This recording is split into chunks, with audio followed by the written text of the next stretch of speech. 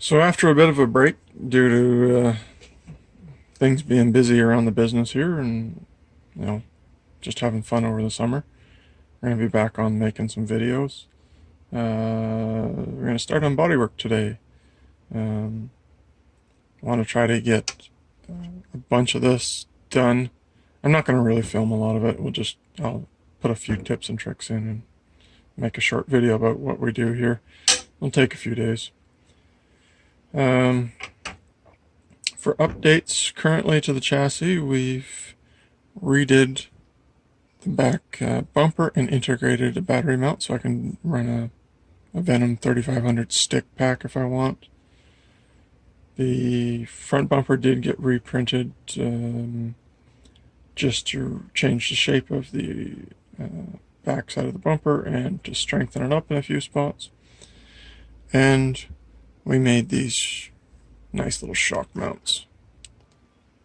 So we're still running the ECX crawler shock, but 3D printed this mount that holds the whole top of the shock. And I just have to run a bolt through it, and that way the shock can't go anywhere, can't twist, do anything funny, and still has lots of articulation and moves great. So I should bolt them together. We get a nice little scale amount out of it. It's about inch and a half. That's about all I need in this truck. So, and then we need to make the rear box for this as well, which we'll start working on over the next few days.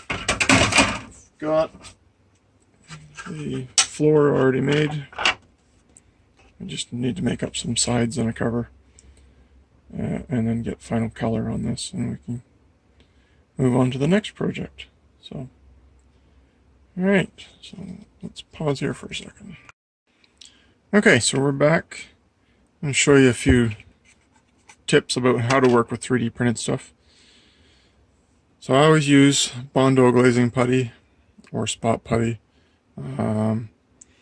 It works great for filling in all the small imperfections and doesn't shrink that much, unlike a lot of other things. So on this part here, you can see the lines in the top on here.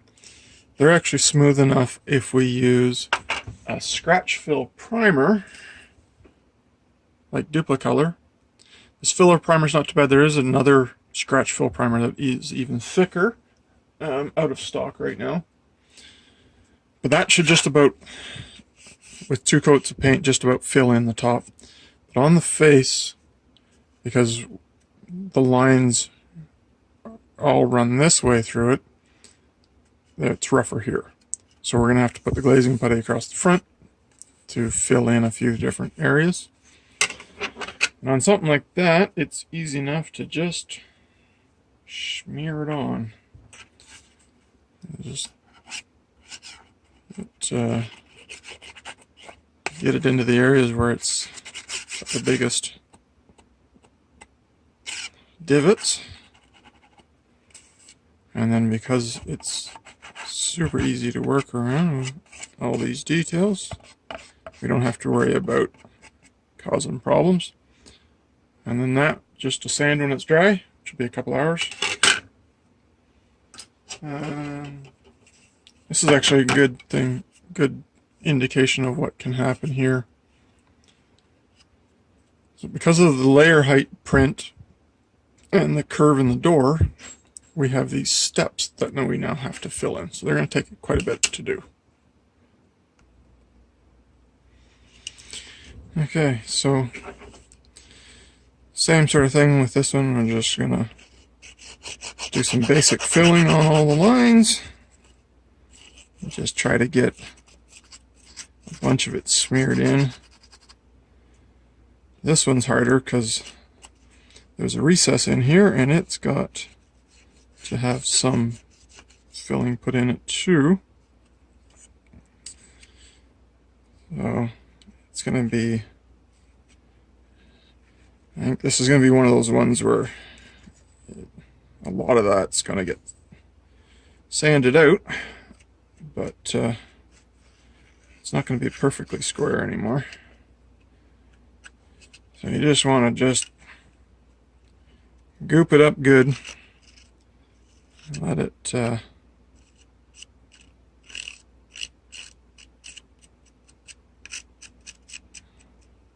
then that can sit and dry for a day.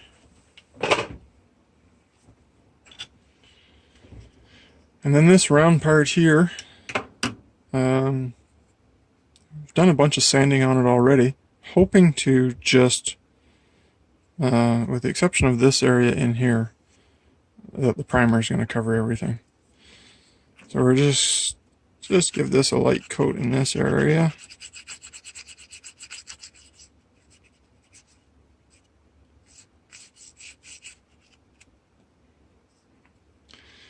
And just smear a little bit into this.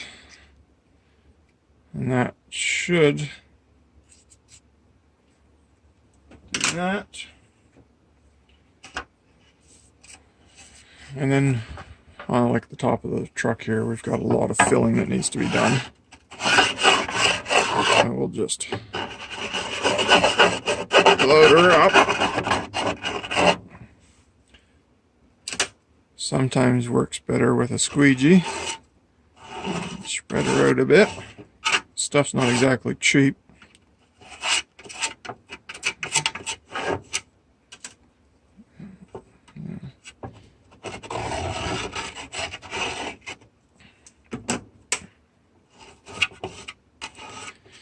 Plus, this way it's all smooth and not as much sanding to do.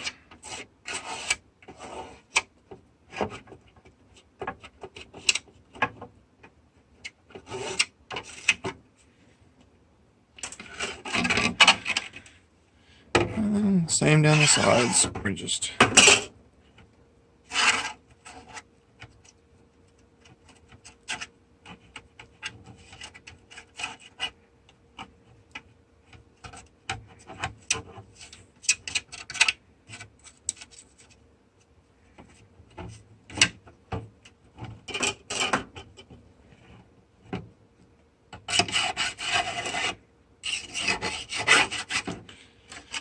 and then I got the same problem on the fenders as the doors. I got some stepping. So we just want to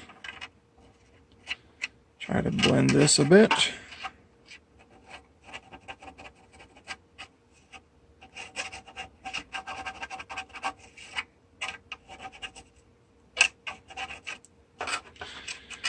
And then once all this is sanded and primered, we hope that that we don't have much else to do. And if we do, we can just weather the truck, say its age. So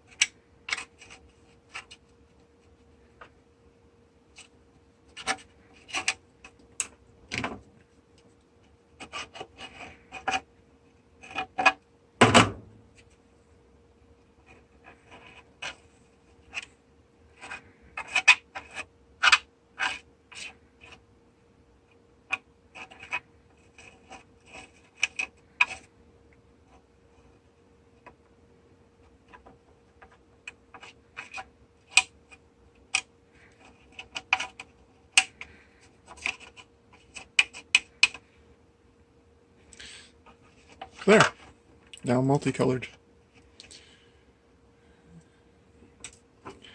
And this spot down the middle is where there is a seam, so I need to kind of blend that out a bit. But the rest of it can be sanded out.